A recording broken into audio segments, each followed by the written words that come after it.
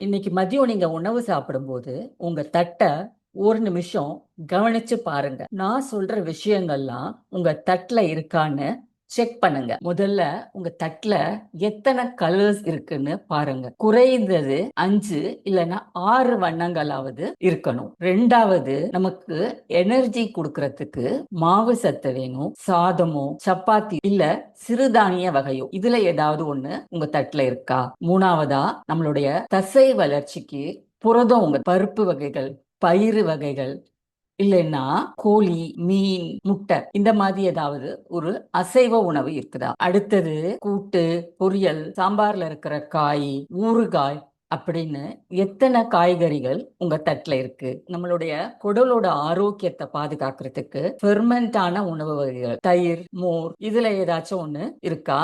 ஆரோக்கியமான கொழுப்புக்கு ஒரு அரை டீஸ்பூன் நெய்யாவது வச்சிருக்கீங்களா? நம்மளுடைய உணவு நல்லா செரிக்கிறதுக்காக மசாலா பொருட்கள், மஞ்சள், மிளகு, சீரகம், பூண்டு, இஞ்சி, வெந்தயம், கொத்தமல்லி இந்த மாதிரி மசாலா வகைகள்லாம் உங்க உணவுல கலந்திருக்கா? நான் கேட்ட எல்லா கேள்விக்கும் உங்களோட பதில் ஆமா அப்படின்னா நீங்க ஆரோக்கியமான உணவை தான் சாப்பிடுறீங்கன்னு அர்த்தம்.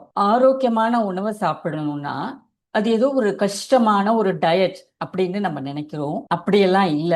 நம்மளோட முன்னோர்கள் பல நூற்றாண்டுக்கு முன்னாடியே நம்மளோட உணவுல ஒரு முழுமையான ஊட்டச்சத்து முறைய உருவாக்கி இருக்கிறாங்க. அதுதான் நம்மளோட இந்தியன் தாலி. அதாவது நம்ம இந்தியன் பிளேட், நார்த் இந்தியன் தாலின்னு சொல்லலாம், இல்ல சவுத் இந்தியன் தாலின்னு சொல்லலாம். எதுவா இருந்தாலும் நம்மளோட இந்தியன் தாலி சத்துணவு நிறைந்த ஒரு பிளேட். அவங்க இந்த இந்தியன் தாலியை டிசைன் பண்ணி இருக்க பார்க்கும்போது அதுல ஒரு நியூட்ரிஷனல் இன்டெலிஜென்ஸ் இருக்கு அப்படின்னு தோணுது. ஒரு முழுமையான ஆரோக்கியமான தட்டுல என்னெல்லாம் இருக்கணும், அதுக்கு பின்னாடி இருக்கிற அறிவியல் என்ன? தானியங்கள் நமக்கு தேவையான கார்போஹைட்ரேட்டை கொடுக்குது. பருப்பு வகைகள் புரதத்துக்காக, அதாவது தால், கொண்டக்கடலை, ராஜ்மா இதெல்லாம் நம்மளோட தசை வளர்ச்சிக்கு தேவையான புரதம் அப்புறம் நார்ச்சத்தை வழங்குது. காய்கறிகள்ல விட்டமின்ஸ், மினரல்ஸ் எல்லாம் இருக்கு.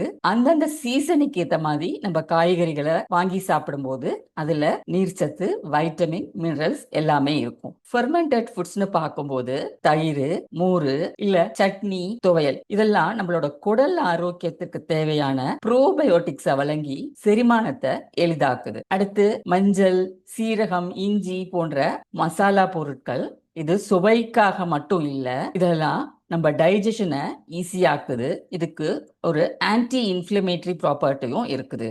மாடர்ன் சயின்ஸ் என்ன சொல்லுதுன்னா, நம்ம தட்டுல இருக்கிற சிகப்பு, மஞ்சள், பச்சை நிறங்கள் இதெல்லாம் வெறும் அழகுக்கு இல்ல, அதுல ஃபைட்டோ கெமிக்கல்ஸ் இருக்கு.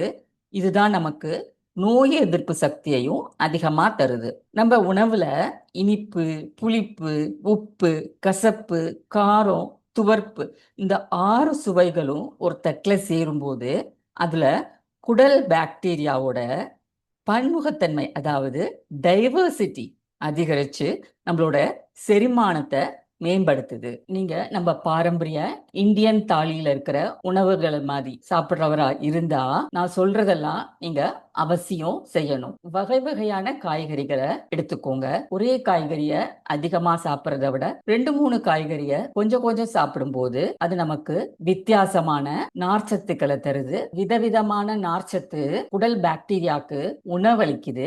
இந்த பாக்டீரியாக்கள் நம்மளோட நியூட்ரியன் அப்சார்ப்ஷனை மேம்படுத்துது. ரெண்டாவது நான் சொல்ல போற விஷயம் ரொம்ப ரொம்ப முக்கியம். இதை நீங்க அவசியமா ஃபாலோ பண்ணணும். Portion control. மாவு சத்துக்காக நம்ம சாப்பிடுற சாதமோ சப்பாத்தியோ இல்ல சிறுதானிய வகையோ சரியான அளவுல இருக்கணும். அதிகமா சாதத்தை குமிச்சு வச்சு சாம்பார், ரசம், குழம்புன்னு போட்டு சாப்பிடக்கூடாது.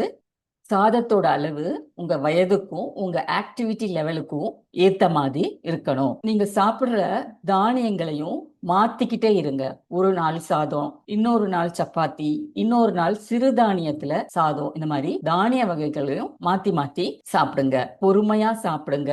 அப்பதான் நம்ம என்சைம்ஸ்லாம் நல்லா செக்ரீட் ஆகி நம்ம சாப்பாடு செரிக்கிறதுக்கு உதவியா இருக்கும். ஆரோக்கியமான கொழுப்பு ஊட்டச்சத்துக்களை நம்ம உடல் உறிஞ்சுறதுக்கு ரொம்ப உதவியா இருக்குது. அதனால தினமும் ஒரு அரை டீஸ்பூன் நெய்யை நம்ம சாப்பாட்டுல மிக்ஸ் பண்ணி சாப்பிடுங்க. அடுத்தது, நம்மளுடைய பாரம்பரிய இந்தியன் தாலி சாப்பிடும்போது நம்ம செய்யக்கூடாதது, அளவுக்கு மீறினா அமுதும் நஞ்சுன்னு உங்களுக்கு தெரியும்.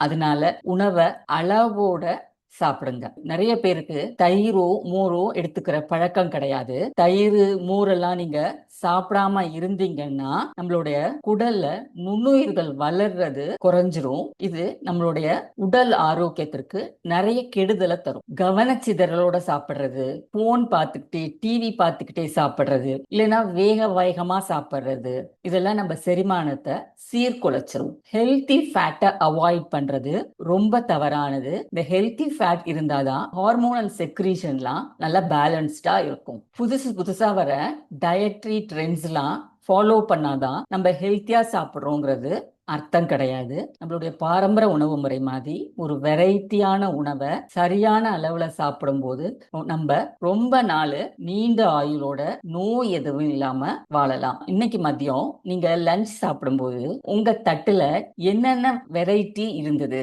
அப்படின்னு கமெண்ட் செக்ஷன்ல அவசியமா டைப் பண்ணுங்க.